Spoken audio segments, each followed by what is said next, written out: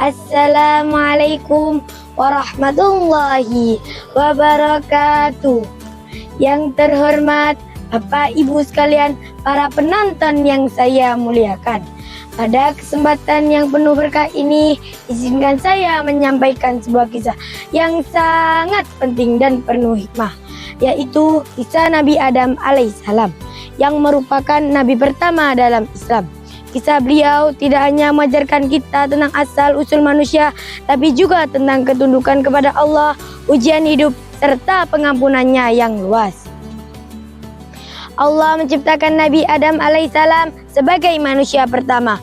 Dalam Al-Quran Allah berfirman, "Dan ketika Tuhanmu berkata kepada malaikat, sesungguhnya aku akan menciptakan seorang manusia dari tanah liat kering yang berasal dari lumpur hitam yang diberi bentuk." Quran Surat Al-Hijr ayat 28. Sobat kurma cilik rahimakumullah, dari ayat ini kita mengetahui bahwa Allah menciptakan Nabi Adam alaihissalam dari tanah liat yang khas, berbeda dari makhluk lainnya.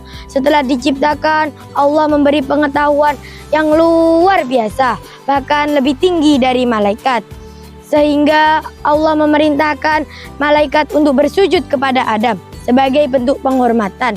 Semua malaikat pun sujud kecuali iblis. Ia menolak ketika kami berkata kepada malaikat, "Sujudlah kamu kepada Adam," maka mereka pun sujud. Kecuali iblis, ia enggan dan takabur dan menjadikan dirinya termasuk golongan orang-orang kafir. Quran Surat Al-Baqarah ayat 34. Yang merasa lebih baik dari Adam menolak perintah Allah dan akhirnya dihukum dengan pengusiran dari surga. Inilah awal dari musuh utama manusia, yaitu iblis, yang selalu berusaha menggoda kita agar menjauh dari jalan Allah. Sahabat kurma cilik rahimakumullah, kemudian Allah Subhanahu wa taala menetapkan Nabi Adam alaihissalam dan istrinya, yaitu Siti Hawa, di surga untuk menikmati segala kenikmatan yang Allah sediakan. Allah memberi satu peringatan kepada mereka untuk tidak mendekati pohon tertentu di surga. Allah Subhanahu wa taala berfirman, "Dan kami katakan, hai Adam, kamu dan istrimu di surga, maka makanlah olehmu berdua dengan leluasa apa yang ada di dalamnya. Dan janganlah kamu dekati pohon ini yang menyebabkan kamu berdua termasuk golongan orang-orang yang zalim." Quran Surat Al-Baqarah ayat 35. Namun iblis dengan penuh kedengkian menggoda mereka, membisikkan agar mereka melanggar perintah Allah dan mendekati pohon tersebut. Akhirnya mereka memakan buah dari pohon tersebut dan akibatnya mereka disuruh keluar dari surga. Pun Adam dan Hawa telah melanggar perintah Allah, mereka segera bertaubat dan memohon ampun kepada Allah dengan hati yang tulus.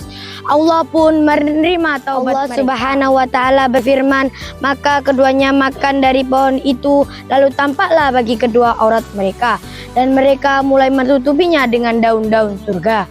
Dan Tuhan mereka memanggil mereka, 'Bukankah aku telah melarang kamu berdua dari pohon itu dan berkata kepadamu, sesungguhnya setan adalah musuh yang nyata bagi kamu berdua?' Quran Surat Al-A'raf ayat 22. Pun Adam dan Hawa telah melanggar perintah Allah, mereka segera bertaubat dan memohon ampun kepada Allah dengan hati yang tulus. Allah pun menerima taubat mereka. Allah Subhanahu wa taala berfirman, kemudian Adam menerima beberapa kalimat dari Tuhannya dan Allah pun menerima taubatnya. Sesungguhnya Allah dialah yang maha menerima taubat, lagi maha penyayang. Quran Surat Al-Baqarah ayat 37. Sahabat kurma cilik rahimakumullah, dari kisah ini kita bisa mendapat banyak pelajaran.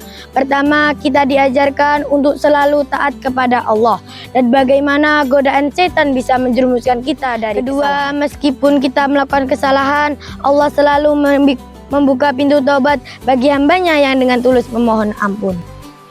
Ketiga, kita juga diajarkan untuk tidak sombong seperti iblis, karena kesombongan bisa menjauhkan kita dari rahmat Allah. Sahabat kurma cilik rahimakumullah, dari kisah Nabi Adam alaihissalam kita diajarkan untuk selalu rendah hati, taat kepada Allah dan kembali kepadanya saat kita terjatuh dalam kesalahan. Mari kita jadikan ujian ini sebagai pedoman hidup dalam ujian ini. Dengan penuh kesabaran, ketawakalan, dan keikhlasan. Semoga kita senantiasa mendapat petunjuk dan ampunan dari Allah Subhanahu wa Ta'ala untuk terus memperbaiki diri dan mendekatkan diri kepada Allah Subhanahu wa Ta'ala. Wassalamualaikum warahmatullahi wabarakatuh.